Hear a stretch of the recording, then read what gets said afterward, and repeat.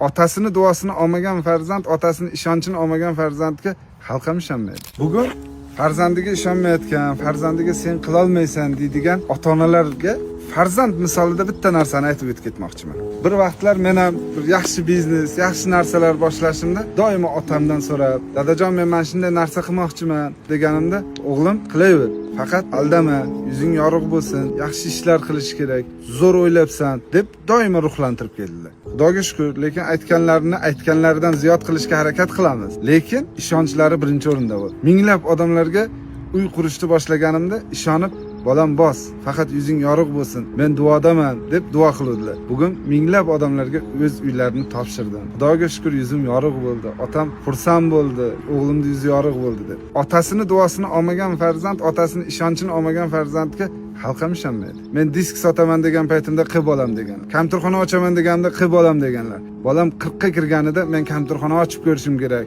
shu biznes zo'r ekan demaslik uchun onasi hamma yo'lda bosib o'taversin. Xudo xohlasa ko'rasan, 40 ga kirganda orqasiga qaramaydi, katta bizneslar haqida o'ylaydi deb otam juda oliyjanob, zo'r o'ylab, zo'r fikrlaganlar. Siz ham farzandingizga ishoning, sizning farzandingiz mendan ziyod narsalar qila oladi.